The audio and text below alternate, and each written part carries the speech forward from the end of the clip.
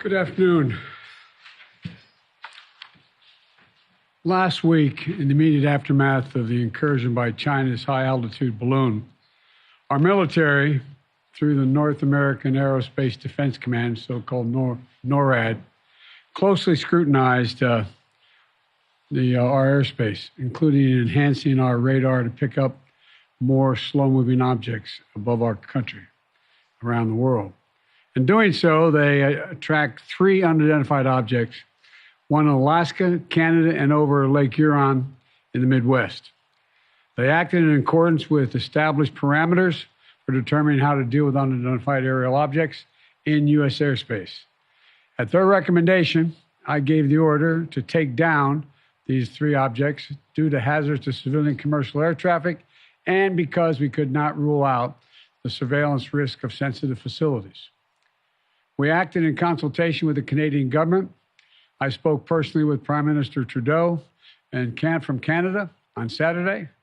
And just as critically, we acted out of an abundance of caution and an opportunity that allowed us to take down these objects safely. Our military and the Canadian military are seeking to recover the debris so we can learn more about these 3 objects. Our intelligence committee is still assessing all 3 incidences. They're reporting to me daily and will continue their urgent efforts to do so, and I will communicate that to the Congress. We don't yet know exactly what these 3 objects were, but nothing right now suggests they were related to China's spy balloon program or that they were surveillance vehicles from any other country. The intelligence community's current assessment is that these 3 objects were most likely balloons tied to private companies, recreation or research institutions studying weather or conducting other scientific research. When I came into office, I instructed our intelligence community to take a broad look at the phenomenon of unidentified aerial objects. We know that a range of entities, including countries, companies, and research organizations, operate objects at altitudes for purposes that are not nefarious, including legitimate scientific research. I want to be clear.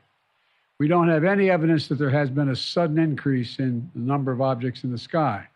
We're now just seeing more of them, partially because the steps we've taken to increase our radars, to narrow our radars. And we have to keep adapting our approach to dealing with these challenges. That's why I've directed my team to come back to me with sharper rules for how we will deal with these unidentified objects moving forward, distinguishing between those that are likely to pose safety and security risks that necessitate action and those that do not. But make no mistake, if any object presents a threat to the safety and security of the American people, I will take it down. I'll be sharing with Congress these classified policy parameters when they're completed, and they'll remain classified so we don't give our roadmap to our enemies to try to evade our defenses. Going forward, these parameters will guide what actions we'll take while responding to unmanned and unidentified aerial objects. We're going to keep adapting them as the challenges evolve, if it evolves. In addition, I've directed my national security advisor to lead a government-wide effort to make sure we are positioned to deal safely and effectively with the objects in our airspace. First, we will establish a better inventory of unmanned airborne objects in space above the United States airspace and make sure that inventory is accessible and up to date. Second, we'll implement further measures to improve our capacity to detect unmanned objects in our airspace. Third, we'll update the rules and regulations for launching and maintaining unmanned objects in the skies above the United States of America. And fourth, my Secretary of State will lead an effort to help establish common global norms in this largely unregulated space. These steps will lead to safer and more secure skies for our air travelers, our military, our scientists, and for people on the ground as well. That's my job as your President, Commander-in-Chief. As the events of the previous days have shown, we'll always act to protect the interest of the American people and the security of the American people. Since I came to office, we've developed the ability to identify, track, and study high-altitude surveillance balloons connected with the Chinese military. When one of these high-altitude surveillance balloons entered our airspace over the continental United States earlier in the month, I gave the order to shoot it down as soon as it would be safe to do so. The military advised against shooting it down over land because of the sheer size of it. It was the size of multiple school buses and posed a risk to people on the ground if it was shot down where people lived.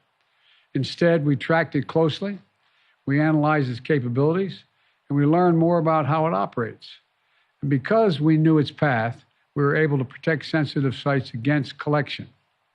We waited until it was safely over water, which would not only protect civilians, but also enable us to recover substantial components for further analytics. And then we shot it down, sending a clear message. The violation of our sovereignty is unacceptable. We'll act to protect our country, and we did. Now, this past Friday, we put restrictions on 6 firms that directly support the People's Republic Liberation Army, the People's Liberation Army aerospace program that includes airships and balloons, denying them access to U.S. technology. We briefed our diplomatic partners and our allies around the world, and we know about China's program and where their balloons have flown. Some of them have also raised their concerns directly with China. Our exports have lifted components of the Chinese balloon's payload off the ocean floor. We're analyzing them as I speak, and what we learn will strengthen our capabilities. Now, we'll also continue to engage with China, as we have throughout the past 2 weeks. As I've said since the beginning of my administration, we seek competition, not conflict with China. We're not looking for a new Cold War, but I make no apologies, and we will compete.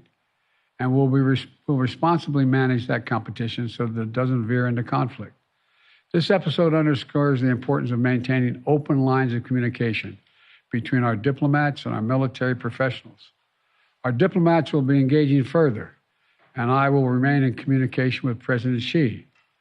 I'm grateful for the work of the last several weeks of our intelligence, diplomatic, and military professionals who have proved once again to be the most capable in the world.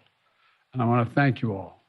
Now look, the other thing I want to point out is that we are going to keep our allies and the Congress contemporaneously informed of all we know and all we learn.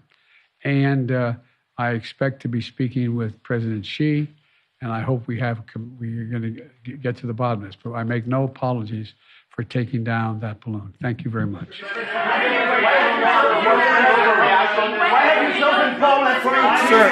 Sir, the question was it? There's been criticism. There's been criticism that this wasn't. There's been criticism that this. By your family's business relations. Sir, Mr. President, there has been criticism. Did you overreact? Mr. President, there has been criticism that this was an overreaction that was done because of political pressure. You can come to my office and ask the question when you have more polite people. Mr. President, why have you chosen Poland for your trip to mark anniversary of the war? And what's your message? What? When are you speaking to President Xi, Mr. President?